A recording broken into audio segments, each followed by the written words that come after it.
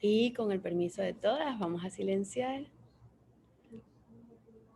Bueno, primero que nada, Moadim de Simha, en alegría, que siempre seamos meritorias de poder celebrar esta libertad.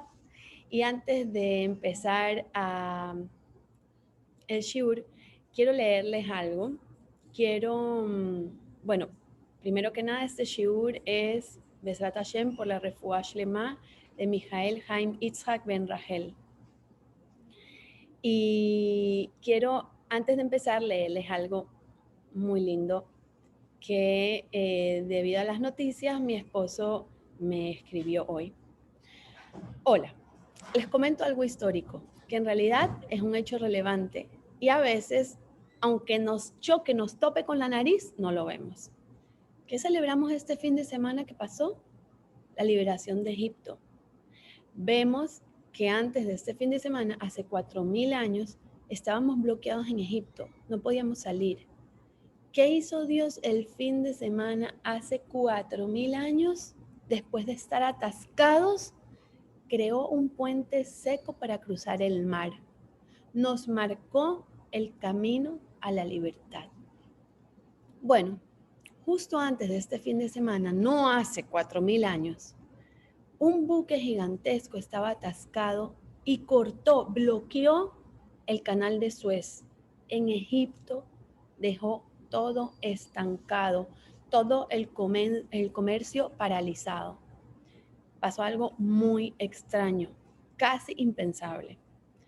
Un barco de 6.000 contenedores por ahí, de 220.000 toneladas, quedó atravesado dejando ver desde las alturas como si fuera un puente. O sea, desde arriba parece como si fuera un puente atascado.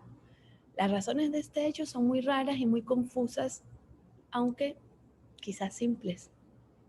Aparentemente un descuido del capitán. Un capitán que tripula un barco de este tamaño generalmente no tiene este tipo de errores. Y menos en un paso como el canal de Suez. Pero bueno, ese no es el punto. La cosa es que el buque estaba bloqueando el 15% de todo el comercio mundial. ¿Y qué pasa? Solo por ese punto, creando un caos total, congestionando otras rutas y cambiando todo en el mundo, porque todos los abastecimientos de todo cambiaría la dirección. Los egipcios dijeron, en 2 días lo solucionaremos, no se preocupen. Pero no era tan fácil. Por más que llevaron un ejército de barcos, escaladoras, remolcadores, de todo, el buque no se movió. Se empezaron a preocupar. Pero pasó algo que pasa todos los años y solo en esta fecha, solo cuando es 14 y 15 de Nisan. La luna y el sol están alineados. Es luna llena. Pero no cualquier luna llena. Es una super luna llena, más grande de lo normal, porque está más cerca de la tierra.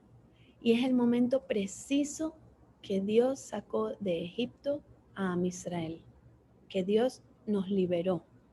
Nos puso Él un puente para salir y atravesar el mar en ese momento.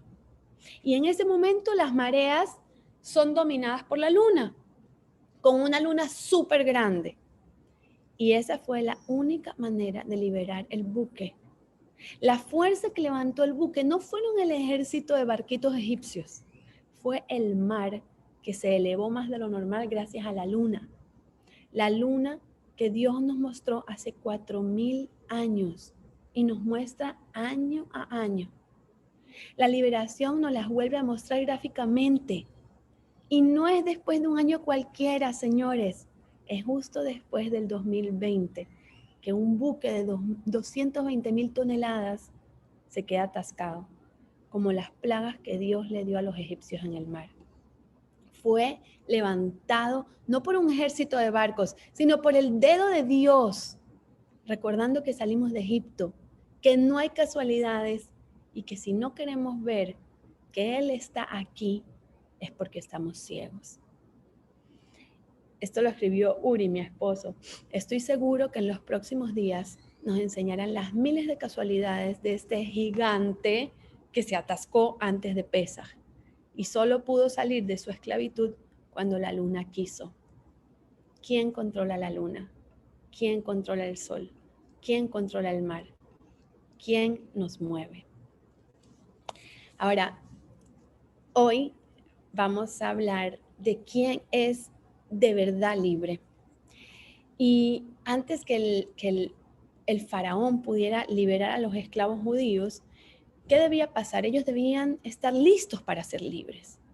Porque tú puedes sacar a un hombre de la esclavitud, pero puede ser mucho más difícil de eliminar esa esclavitud del hombre. Entonces, externamente puede ser libre, geográficamente puede ser libre, pero internamente tú todavía puedes estar esclavizado. ¿Y cuál es el primer y más importante síntoma para atraer libertad? Que aprendas a conceder, a darle a los demás libertad. El dictador, el fanático del control, muchas veces nosotras mujeres controladoras en la casa con los hijos, o el cónyuge o el padre abusivo, no sabe cómo dar esa libertad a los demás. Él o ella se siente como obligados a obligar a los demás a adaptarse al molde que ella ha creado para ellos, o que él ha creado para ellos como uno quiere que se haga. Pero muchas veces pasa que cuando hacemos teshuvá, quizá a destiempo de nuestras familias o de nuestros amigos, son procesos de crecimiento diferentes, con ritmos diferentes, y resulta que queremos controlar todo y que hagan y sientan todo como nosotros lo estamos sintiendo. El controlador exteriormente intenta parecer poderoso, pero ¿sabes qué? Es que interiormente su poder es un síntoma de estrechez, de miedo, de confinamiento interno, de sentir que quizá no lo vas a lograr. Pero solo cuando uno aprende a de verdad abrazar a los demás como son, no por quienes te gustaría que fueran, sino por quienes son, entonces puedes comenzar a abrazarte a ti mismo en tu proceso. No por quien deseas ser, sino por quien eres. Y cuando nosotros liberamos a todos esos que nos rodean, nos estamos liberando a nosotros mismos también. Al aceptarlos, aprendemos nosotros también a aceptarnos a nosotros mismos. Y aceptamos la realidad de Hashem y que cada uno tiene su propio recorrido y su propia realidad con sus propios retos. Pero, ¿quién es poderoso? El que empodera a los demás, el que hace que los demás también tengan éxito, que hace que los demás también tengan logros. ¿Quién es libre? El que puede liberar a otros. ¿Quién es un líder? El que crea otros líderes. Dijo Abraham Lincoln, casi todos los hombres pueden soportar la adversidad, pero si tú quieres de verdad poner a prueba el carácter de un hombre, dale poder. Ahí vas a conocer su carácter. Pregúntate, ¿sabes cómo celebrar el éxito de tus seres queridos? Los animas a ellos, no tú, a ellos, a elevar, a extender sus alas y maximizar su potencial. ¿Puedes permitir también que otros brillen o solo tú eres el centro de atención? O sea, el faraón puede liberarte físicamente, pero los esclavos pueden convertirse en tiranos actuales. Ese que fue esclavizado incluso por uno, después termina siendo un tirano. Y las personas que fueron abusadas a menudo se convierten en abusadores, porque es lo que saben sobre la vida, es el paradigma con el que se criaron. Crecieron en ese abuso, en la esclavitud, por lo que continúan ese ciclo con los demás. Y la primera mitzvah que los judíos tuvieron que escuchar de Moshe, antes incluso que el faraón pudiera dejarlos en libertad, fue: un día serás libre. Recuerda que la libertad es un regalo. Entonces, úsala para liberar a otros. Y hablando de liberar a otros, entendemos que Pesaj es la festividad donde se conmemora el éxito del pueblo judío de la tierra de Egipto hace no 4.000, 3.300 años, no sé. Y ¿qué refleja esa liberación del alma, de las limitaciones que tenemos psicológicas y emocionales representadas por Egipto? Pero, ¿qué es Egipto? Ya eso lo comentamos en otro shiur, pero vamos a darle un vuelco al concepto. El término hebreo para Egipto es Mitzrayim y puede traducirse como inhibiciones, como restricciones. Y sabemos que todos luchamos con varias inhibiciones internas y también externas, que hacen como que sofocan nuestro crecimiento y nos impiden maximizar nuestro potencial. Podemos estar paralizados por el miedo, podemos paralizarnos por la vergüenza, por la culpa, el resentimiento, la codependencia o quizá adicciones. Y puede que nos falte también esa capacidad de amar, de soñar, de llorar, de saber defendernos. O podemos ser esclavizados como por impulsos malsanos de sentimientos de envidia, de animosidad hacia alguien o de amargura. A menudo nuestro judaísmo interno, interior, que es esa relación íntima, sana y absoluta con Hashem, está esclavizada. Está ahí, pero es que no sabemos cómo acceder a él. En este sentido, todos estamos uno u otro como en un tipo de Egipto. Y la experiencia del Seder justo que acabamos de tener, ¿qué nos representa? Nos presenta a cada uno de nosotros la oportunidad de dejar nuestro Egipto personal y emprender el camino hacia la redención. Durante el Seder, tú y yo nos debimos ver a nosotros mismos y abrir nuestros corazones y dar la bienvenida a nuestras vidas, a la energía divina de liberación, como si de verdad estuviéramos saliendo de Egipto, que vibra a través de esta época en la que estamos hoy en día. Y llegar a ser completamente tú, completamente humano y completamente yehudí, es el propósito del Seder, del Agadá y de Pesaj. Preguntándole a tus papás, a tus padres, Ma Nishtana. Ahora, el niño, tú, yo, cada niño, tiene permiso para hacer todas las preguntas que nunca podría hacer. Y él puede decir, padre, quiero hacerte 4 preguntas, porque saben que los esclavos no hacen preguntas. Hombres y mujeres libres hacen preguntas. Y no solo porque tienen derecho a preguntar, sino también porque no temen a las respuestas. No temen a nada que pueda desafiarlos e incluso transformarlos. Nosotros los Yehudim no tenemos miedo a preguntar, a cuestionar, a desafiar. No debemos temer a preguntar y aprender y crecer y cambiar, porque esa es la transición precisamente por la que estamos aquí. Y si esto es cierto para todas las personas, mucho más para los niños y para adolescentes que tienen ese anhelo particularmente profundo de libertad, de autoexpresión individual, de sentirse libres, de que ellos tienen la razón de todo, de la libertad de tomar sus propias decisiones y de autorizar su propia existencia como ellos la quieren.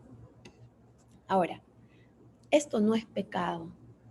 Y si nosotros reprimimos su voluntad de libertad, puede obligarlos a expresarla de una manera no tan conveniente, un poquito indeseable. Entonces, por ejemplo, cuando los padres o los educadores imponen a sus hijos y a sus estudiantes esos valores y esas tradiciones por medio de la autoridad, es así porque sí, y te sientas y punto.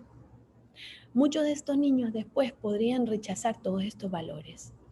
Y esto no es tanto porque no les guste o por desdén o por menospreciar los valores en sí, sino por su manera de demostrarse a sí mismo en su entorno que ellos son realmente libres. Y psicológicamente esto es importante. La educación, por supuesto, que requiere autoridad y requiere disciplina. Y tenemos que poner límites. Porque los niños a los que se les permite hacer de todo, a menudo terminan teniendo vidas súper infelices, sin estabilidad, sin dirección, sin seguridad.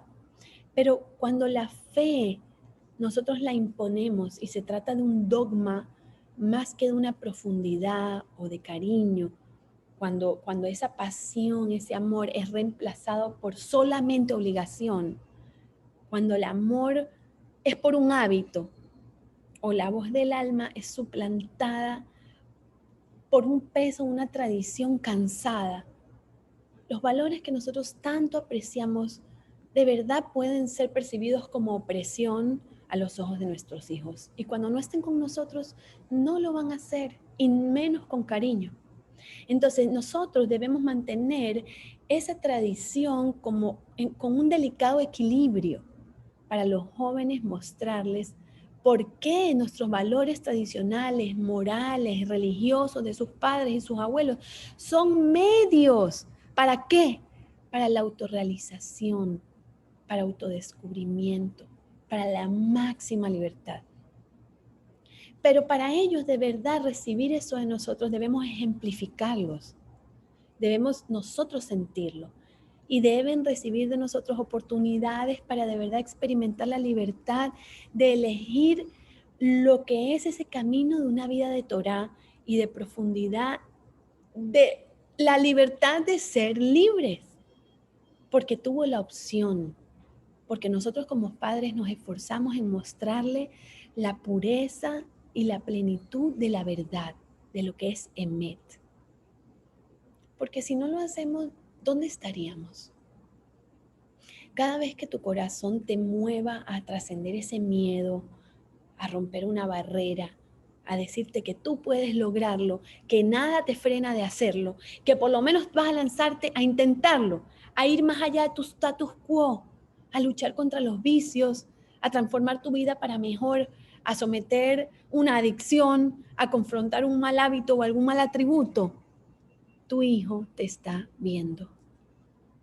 Y recuerda que todo eso que él está viendo se debe a que lo que quiere superar o cambiar o sobrepasar es porque Hashem ha enviado a Moshe para enfrentarse al faraón a sacarnos de Egipto.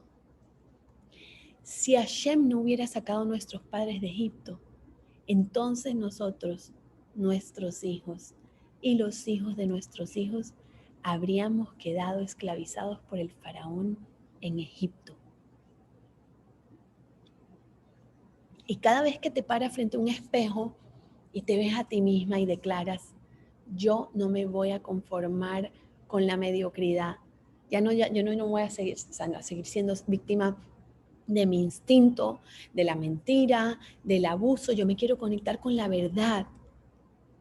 Eso no empezó ahorita cuando yo me propongo, eso se empezó a desencadenar en el momento en que Moshe se paró frente al faraón y declaró, así dijo Hashem, deja a mi pueblo ir y le serviremos a Hashem. Pesaj nos dio algo más. Pesaj nos dio el vocabulario de la libertad. ¿Dónde estaríamos nosotros y la humanidad sin este vocabulario? ¿Cómo sería nuestro futuro sin poder expresarnos de esta forma? Hablemos sobre el lenguaje de la libertad.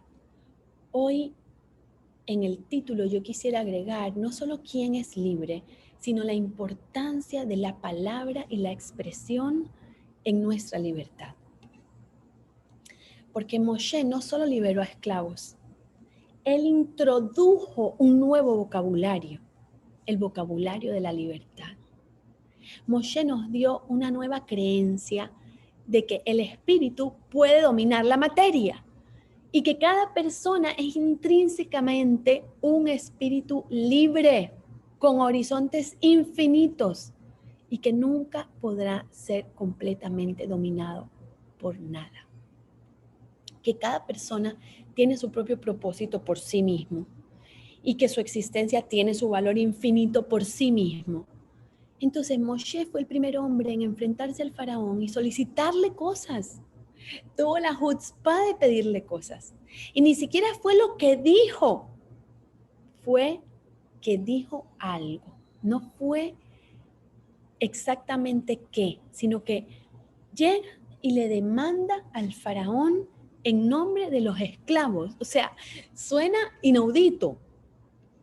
Pero cuando Moshe declaró, deja ir a mi pueblo, él estaba introduciendo algo más, no era solo una frase, no era solo lo que dijo, era una nueva conciencia en la humanidad, que el hombre puede aspirar a cambiar y tiene que aspirar a cambiar, a trascender, a ir más allá, a transformarse, a ser libre, física, psicológica y espiritualmente. El Zohar dice que en Egipto el habla era un exilio. Y eso es llamado Galut Adibur, el exilio del habla. Y la palabra Deber, que en hebreo significa plaga, pero también significa Dibur, y Dibur es hablar. Entonces, el mundo es creado por Hashem con el habla. Y vamos a relacionar todo esto con lo que está pasando actualmente, que no es casualidad, con las plagas, con la plaga que estamos viviendo hoy en día en el mundo. Y mencionando que el mundo fue creado por Hashem con el habla, con las 10 declaraciones de la creación, ¿ok? Y Dibur, que es hablar, significa externalizar un pensamiento, ¿verdad? Yo cuando hablo me expreso lo que estoy pensando. El ser humano fue creado por el habla. Y el ser humano, ¿cómo se llama? Medaber, un ser que habla. Y así como Deber en hebreo significa plaga, las 10 plagas en Egipto fueron para nosotros los judíos como una transición. Esas 10 plagas en Egipto, ¿qué hicieron? Tomaron lo natural y lo convirtieron en algo sobrenatural. Fueron 10 elementos que pasaron, que hicieron que las cosas pasaran por arriba de la naturaleza. ¿Y por qué tenían que ser sobrenaturales esos castigos en Egipto? O sea, ¿por qué tenían que haber sido algo tan milagroso? Y el concepto de todo esto que planificó Dios es que esas plagas fueron el medio. Pero el medio para llegar ¿a qué? Ok. Cuando abandonamos Egipto, esas plagas fueron nuestra enseñanza para tomar eso natural y transformarlo en algo sobrenatural. Y así como Deber, plaga, tiene la misma raíz que Dibur, que habla, abandonar Egipto significa nuestra libertad de la palabra, la libertad de expresarnos. ¿Y cuándo fue que toda esta travesía de lo natural a lo sobrenatural llegó a trascender? Veamos. El punto de salir de Egipto fue salir a una transición milagrosa. Pero a lo que vamos y a lo que estábamos yendo nosotros en ese momento es algo que está más allá de lo milagroso. Nosotros como Yehudim vamos al monte Sinai, nos estamos dirigiendo a Shavuot, salimos de Egipto y fuimos por el desierto hacia el Sinai. ¿Para qué? Para recibir la Torah. Y ese recibimiento, hablar con Dios, es más que milagroso. O sea, es entrar en contacto con nuestra fuente. Y el pueblo judío llegó al nivel más allá de los milagros, trascendió. ¿Por qué? Porque fuimos a Sinai para casarnos. Y los milagros que hicieron simplemente nos dieron una prueba indirecta. Pero lo que pasó en el Sinai fue un encuentro íntimo con Hashem. Nosotros pasamos por una transición como Yehudim. ¿Y dónde tomó lugar esa transición? Dejamos Egipto y fuimos a un lugar, ¿verdad? A una zona. ¿Y cómo se llama ese lugar? Midbar, desierto. ¿Y cuál es la raíz de la palabra midbar? Medaber, hablar. El pueblo judío en Egipto contenía el habla. Estaban tragándose el habla. Cuando no puedes hablar, cuando no puedes expresarte a ti mismo, cuando los demás te dicen lo que tienes que hacer, eso es esclavitud. Cuando no puedes expresar lo que sientes, lo que quieres. Cuando no puedes hablar, se llama Galut Hadibur, exilio del habla. Y resulta que cada mes de nuestro calendario tiene una facultad. ¿Y saben cuál es la del mes de Nisan? No es casualidad, que es el habla, porque es nuestra liberación de la expresión. Cuando abandonamos nuestro Egipto interno y aprendemos a expresarnos, es lograr esa transición. Hablar es esa conexión con el mundo interior de nuestro pensamiento y la expresión externa. Y si puedes volver a tu fuente, si de verdad puedes llegar a tu parte más interna y puedes expresarte correctamente, expresarla correctamente, eso es emet, eso es verdad. Y vivir con verdad es conectar esto que está en tu mundo interno, en tu neshama, que es parte de Hashem, y manifestarlo fielmente al mundo externo que te rodea. Cuando tú estás conectando esos dos, lo externo y lo interno, entonces usas la facultad del habla adecuadamente. Y esa es la facultad de sanar, de curar la plaga en el mundo, el deber en el mundo. Esto es un poco profundo. Esto lo menciona Rabbi Akiva Tatz y también Rabbi Manis Friedman, que la facultad de curar la plaga en el mundo es nuestro habla. ¿Y esto qué quiere decir?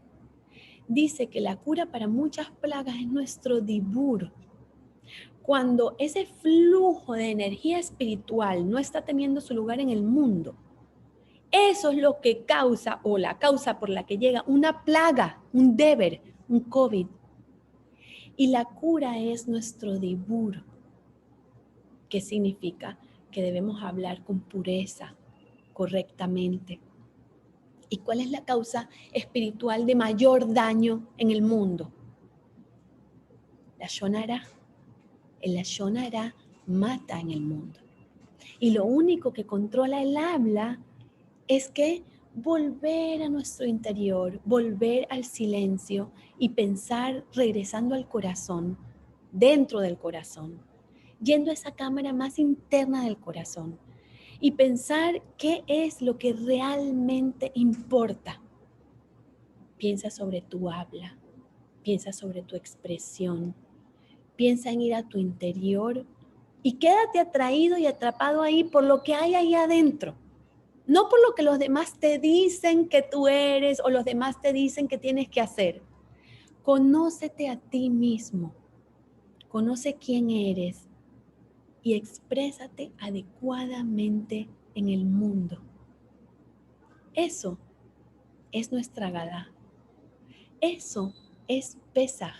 Para eso Hashem nos mandó Pesaj. En Pesaj la Torá te está dando la mitzvah de hablar, de contar. Tienes que contar la historia. Pero el propósito de eso no es solo sentir gratitud y volver a conocerla. La Agadá es la mitzvah de contar la historia. Y el concepto es el de expresar las cosas correctamente en el mundo. En Egipto no pudimos hablar. Y Pesaj es la cura para el deber, para la plaga. Nos indican que cumplir Pesaj es la cura para la plaga. ¿Y por qué Pesaj? P es la boca, Saj que habla. Necesitamos hablar correctamente, hablar sobre Hashem, hablar sobre el mensaje espiritual de Hashem en este mundo. ¿Cómo? al contar los eventos milagrosos, nosotros estamos trayendo al mundo el milagro. No solo lo estamos contando, lo estamos reviviendo. Y esa es la naturaleza del pueblo judío. Tomar las cosas naturales y entender que estamos trascendiendo, que no es casualidad que ese buque fue atascado en esta fecha y hay algo sobrenatural que trasciende, que Hashem mueve las cosas cuando hay las energías y cuando debe hacerlo.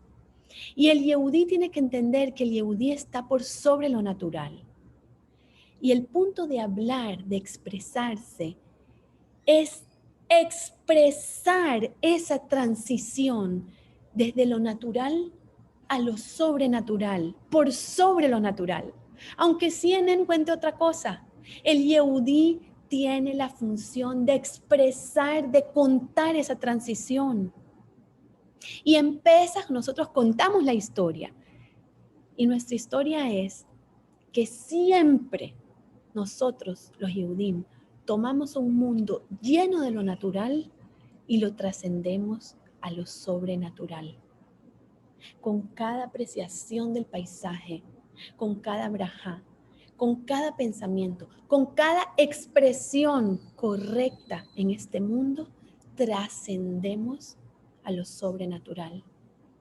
Y ese es el éxodo. Estás hablando, estás expresando la historia de la transición y de transformación. Y esa es nuestra función como pueblo, como Yehudim, como individuo. ¿Y eso cómo comienza? Nos dicen que eso comienza con aislamiento, con silencio.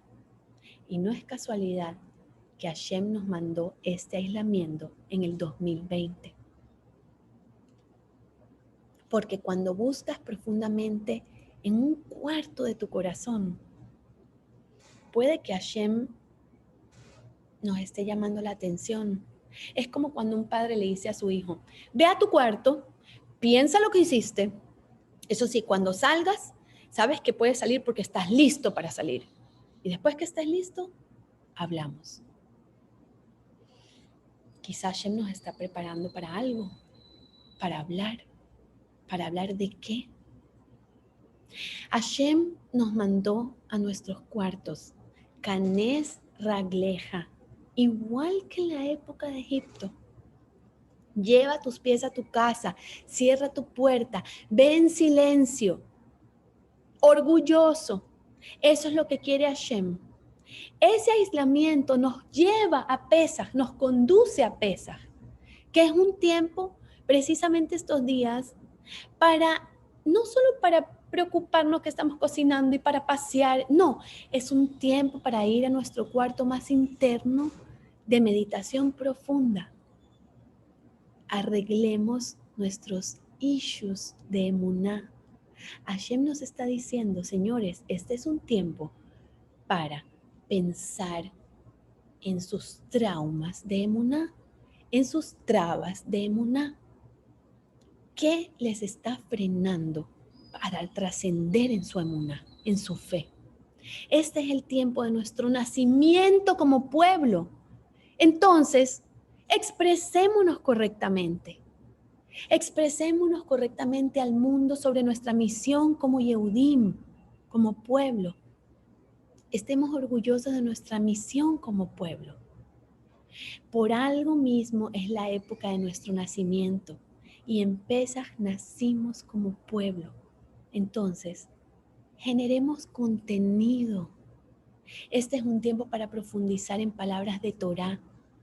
Hashem nos está diciendo, vayan a lo profundo de su alma. Ve y piensa bien qué decir correctamente. Esa es la cura del deber, de la plaga. Deber, plaga, es lo que el cuerpo experimenta cuando hay un bloqueo. Por ejemplo, no sé si hay gente que le ha pasado, pero hay gente que somatiza la piel cuando hay algo emocional dentro. Si yo tengo un tema emocional, inmediatamente me lleno de ronchas, me lleno de manifestaciones en mi piel. O sea, de alguna manera tiene que salir lo que yo estoy bloqueando. Hay un bloqueo. Entonces el cuerpo experimenta que hay una energía que no puede fluir correctamente. El canal está bloqueado. Entonces, aprender a manejar esa sabiduría interna en silencio y ser capaces de exteriorizarla y expresarla correctamente con el mensaje correcto para tus hijos, eso es leer la Agadá. De eso se trata nuestra Agadá. De ir y llevar a nuestros hijos y también a nosotros mismos al significado profundo de nuestra historia. ¿Qué es lo que te está causando esa expresión externa en tu piel? Nosotros como Yehudim somos parte de la trascendencia del mundo.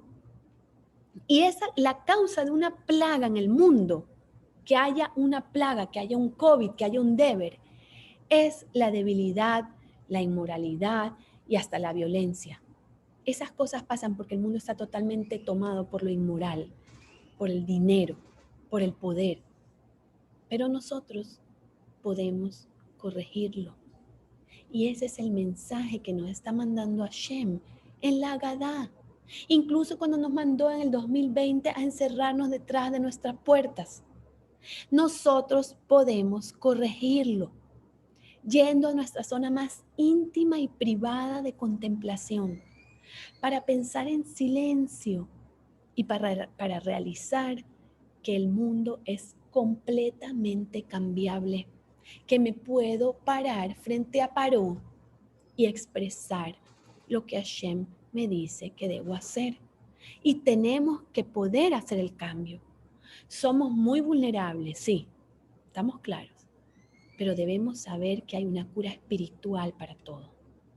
Y nuestro trabajo es usar todo lo que está pasando para entrar en contacto con lo espiritual, donde sea que estés. Quiero contar una historia impresionante sobre un sobreviviente del Holocausto que se llama Soli Ganor. Él actualmente, Baruch Hashem, vive en Herzliya, en Israel, y él contó una historia sobre un ceder de pesas que experimentó hace 76 años. Se las voy a contar como en primera persona. Yo soy Soli Ganor. El ceder tuvo lugar el 27 de marzo de 1945. ¿En dónde? En Dachau, un campo de concentración nazi. En ese momento era joven, era un esclavo que trabajaba en el campo de exterminio donde murieron cientos de miles. Y es la historia que les voy a contar de un hombre que marcó la diferencia y me marcó a mí y marcó a muchos alrededor mío mientras vivía en ese infierno nazi. No sabíamos su nombre, solo lo conocíamos como el Rebbe.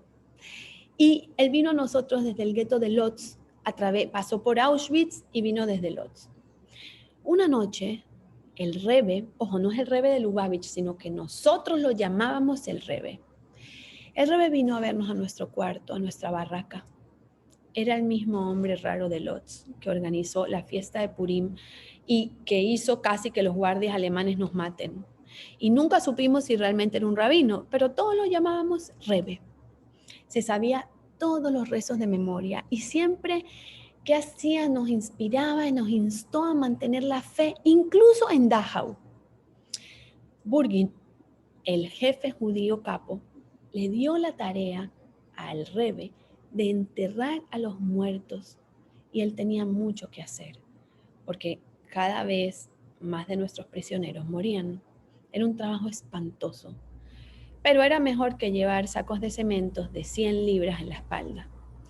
Él se llamaba a sí mismo el Hebra Kadishe y era conocido por decir Kadish después de cada entierro, lo que valió de verdad que nosotros lo respetáramos muchísimo.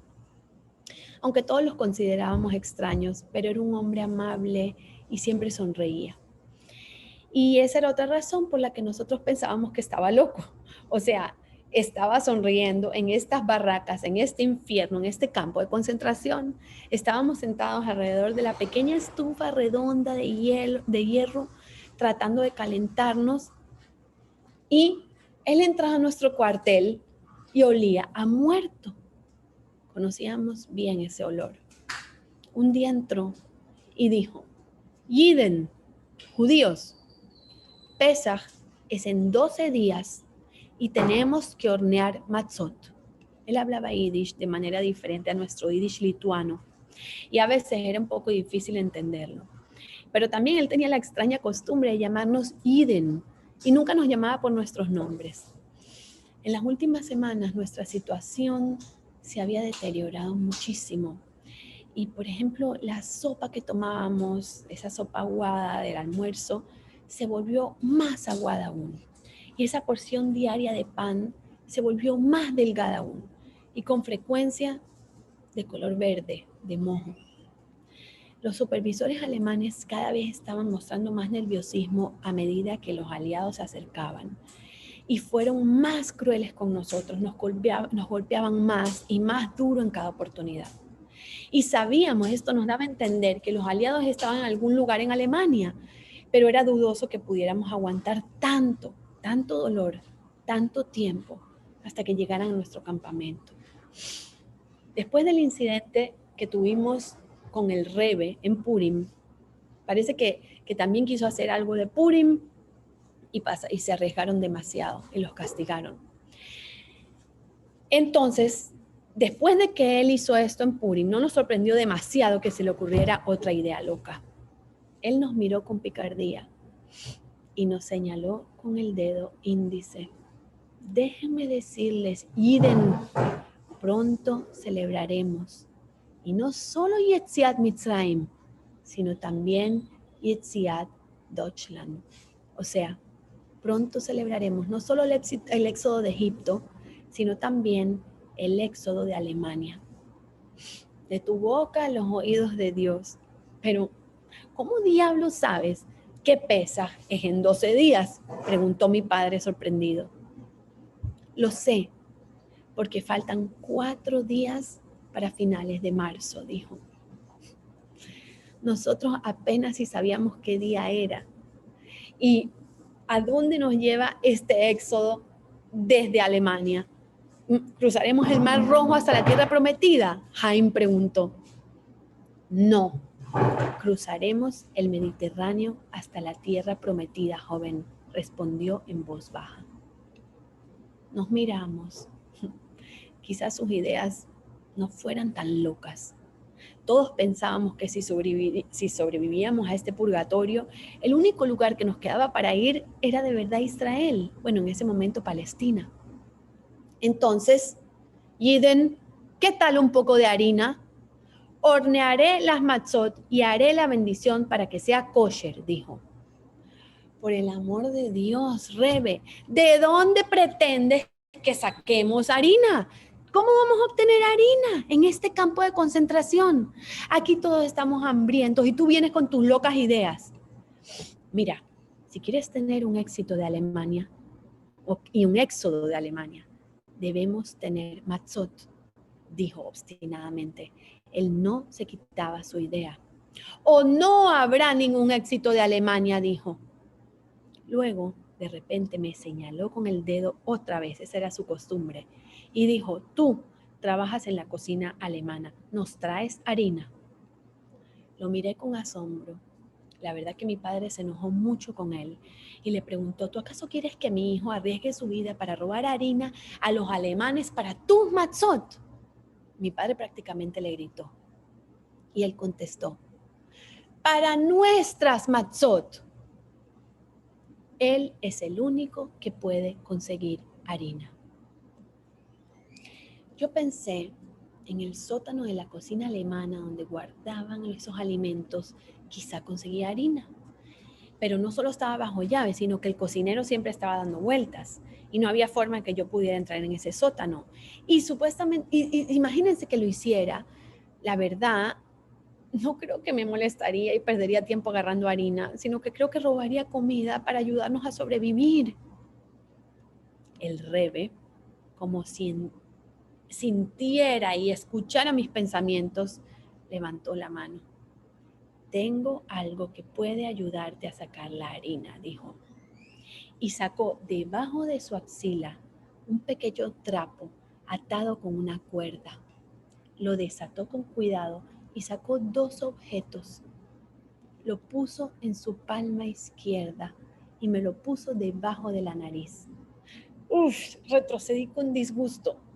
Eran 2 dientes malolientes de un poco de oro adheridos a ellos, todos quemados, atónitos, todos quedamos asqueados y de verdad pensando que este rebe estaba loco. Todos sabíamos que enterraba a los muertos. Y cuando vio nuestras miradas, él sonrió y dijo, no es lo que piensan. No le arranqué ningún diente a los muertos. Fue Sundel quien me los dio antes de morir. Y le prometí que cambiaría estos 2 dientes por harina para hacer matzá para el Seder de Pesaj. ¿No querrás que me retracte de la promesa que le hice a un yehudí moribundo? Dijo mirándonos acusadoramente, como sabiendo lo que estaba pasando por nuestras mentes. No lo entiendes. Pesaj es la fiesta de nuestra libertad de la esclavitud. No somos esclavos aquí para los nazis. Saben muy bien que esta puede ser nuestra salvación y puede ser la puerta para nuestro éxodo de Alemania. Hasta el día de hoy, no sé cómo acepté la loca idea del Rebe, porque la religión era lo último que nosotros teníamos en mente, dadas las circunstancias en las que estábamos. Y hasta cierto punto culpábamos a Dios por lo que le sucedió al pueblo judío en Europa, por lo que estábamos viviendo cada día. Y culpábamos esa frase en la Agadá que nos enfureció especialmente cuando dice, en cada generación nuestros enemigos se levantan para destruirnos, pero el Todopoderoso siempre nos salva de sus manos. Ciertamente, no nos estaba salvando a todos. Al día siguiente me llevé los dientes de oro a la cocina alemana donde estaba trabajando. El cocinero era un viejo alemán bravucón y mezquino que siempre nos maldecía y nos golpeaba con su cucharón de hierro. Pero en realidad nunca nos lastimó. ¿Cómo debo acercarme a él? ¿Qué debo decirle? ¿Cómo lo voy a hacer? Aquí hay 2 dientes de oro extraídos de un judío muerto. ¿Me podrías dar un poquito de harina para hornear unas matzot para Pesaj? O sea, probablemente me entregaría a los guardas de la SS para que me dispararan inmediatamente y dejara de hablar tonteras. Y cuando más lo pensaba, más loco sonaba. Bueno, finalmente decidí abandonar esa idea. Cuando el cocinero me vio, me llamó y me dijo, puedes empezar a limpiar el comedor y luego el lavandero. Su tono de voz era mucho más suave que antes y sentí una diferencia en su voz. Entonces, mientras me hablaba, seguía mirando al cielo porque efectivamente en ese momento habían ruidos y había un escuadrón de aviones de combate estadounidenses que rugía sobre todos los tejados. Los vi rodar hacia las vías del tren y escuché un ruido de sus cañones y seguido fuertes explosiones y deben haber estado atacando algún objetivo cercano. Gracias a Dios. Fue una vista increíble y hizo que mi corazón saltara de alegría, lo cual no pude disimular. El cocinero, por otro lado, casi se desmaya del susto y bajó corriendo al sótano donde se guardaba toda la comida. Corrí tras él, pero él empezó a gritar, ¡fuera! ¡Sal! ¡Sal! Yo te vi contento, te vi regocijándote cuando llegaron los aviones, me gritó. Salí rápidamente del sótano con la esperanza de que se calmara después de un tiempo, porque realmente cometí un error haciéndolo enojar. Pero en eso me devolví y lo llamé y le supliqué perdón. Solo tenía miedo de los aviones que atacaban. Por favor, perdóneme, por favor, no me delate. Nos miramos uno al otro y pude ver en sus ojos que estaba pensando lo mismo que yo. Pronto los estadounidenses estarán aquí. Y fue entonces cuando de repente se lo dije. Mire, la fiesta de Pesaj va a ser en unos días y necesitamos harina para hornear matzá. Era como si el Rebbe me hubiera tomado control de mi lengua y me hubiera hecho decir esas cosas, porque yo no las pensaba decir. Luego abrí lentamente el trapo que me había dado el Rebbe y le extendí los 2 dientes de oro. Durante un rato se me quedó mirando como si me hubiera vuelto loco. Entonces noté algo de reconocimiento en sus ojos, cierta sensibilidad, y me preguntó, ¿esa es la festividad de la Pascua? Cuando nuestro Salvador, Yashke, el que fundó el cristianismo, se sentó con sus discípulos y comió el pan sin levadura en la última cena. Ese es el pan sin levadura que ustedes los judíos llaman matzá. Entonces, ahí yo me quedé sorprendido. O sea, yo sabía que él era un católico observante porque siempre le veía la cruz en el cuello. Pero ese fue como un giro de los acontecimientos completamente inesperado. No me esperaba que él me dijera eso. Continuó hablando y me dijo, de niños nos enseñaron que Yashke siempre estuvo relacionado con el pueblo judío. Entonces yo pensé, si Yashke puede ayudarnos a conseguir la harina, no la tomaremos. Estaba empezando a tener esperanzas. Miró los dientes de oro durante un rato, pero no los tomó. No dijo nada más y me dijo que limpiara el comedor y el baño. Y antes de regresar al campamento, salió de la cocina y me dio una pequeña bolsa de papel llena de harina blanca. Creo que nuestro Señor querría que tuvieras matzot para tu fiesta. Después de todo, Él era uno de tu pueblo. A veces lo olvidamos. Toma y vete. Bueno, la verdad, no sé por qué me dio la harina. Tal vez se pensó que diría alguna buena palabra de él cuando vinieran los gringos, los estadounidenses, o tal vez lo hizo por convicción religiosa. No sé. El hecho es que nos llevó, no se llevó ni siquiera los dientes de oro y me dio la harina. Pero cualquiera que fuera la razón, el Rebbe tenía su harina y en la pequeña estufa de hierro nos horneaba pequeñas obleas blancas que nos recordaban vagamente a la matzá. Tenían hasta pequeños agujeros y estaban ligeramente esquemadas. Comienza el Seder. Fue el 27 de marzo de 1945, cuando trajo las matzot y declaró que ahora comenzaría el Seder de Pesaj. De los 7 ingredientes necesarios para llevar a cabo el Seder, ahora solo teníamos 2, matzot y maror. Pero Hashem lo entenderá, nos dijo el Rebbe. ¿Y dónde está el maror?, preguntó alguien. Nos miró y nos dijo, nuestras vidas en este campo son el maror. Todas nuestras vidas son lo suficientemente amargas. Luego dividió la matzá y nos dio a cada uno un trozo y nos hizo decir las brajot. Tú, como eres el más joven del grupo, harás las 4 preguntas, Manishtaná. Para mi sorpresa recordé la mayoría de las preguntas y canté las preguntas con la ayuda de los demás. Nos emocionamos. No escondimos el aficomán porque no había niños en nuestro campamento. Todos los niños habían sido enviados a Auschwitz para ser llevados a las cámaras de gas. Tuvimos que ir a trabajar el día siguiente y estábamos hambrientos y muertos de cansancio. Pero esa noche de Pesaj fue alegre y nos unimos al Rebbe en la celebración de un especial Seder de Pesaj. Recordaba la mayor parte de la Agadá de memoria. También lo hizo mi padre, que había estudiado en una yeshiva cuando era niño. Algunos de los otros participantes también conocían partes de la Agadá. Algunos de nosotros nos unimos para decir las bendiciones, pero todos estábamos dormidos antes de que el Rebbe terminara de cantar toda la Agadá. Vagamente lo recordaba cantando Haggadah. Al final hizo una breve tefilá en Yiddish, donde dijo, por favor Hashem, perdónanos. Perdónanos por llevar a cabo un Seder de Pesaj tan pobre, pero fue lo mejor que pudimos hacer. Y por favor, líbranos, Hashem, de las manos de nuestros enemigos que se levantaron una vez más en esta generación para destruirnos. ¿Qué debería decir? Todos nos sentimos como si estuviéramos allí en Yetziat Mitzrayim.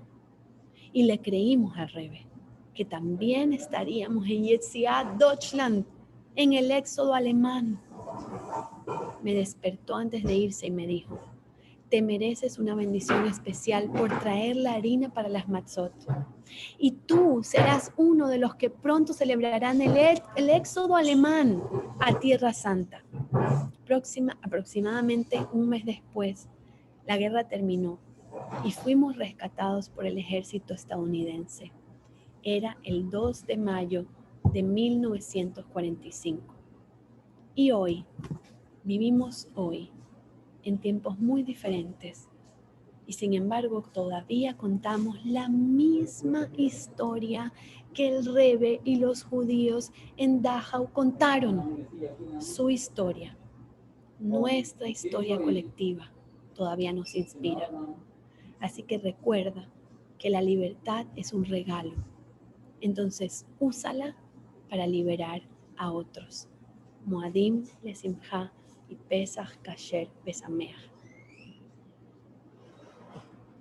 Gracias, Cindy. Cindy, qué belleza, hermoso.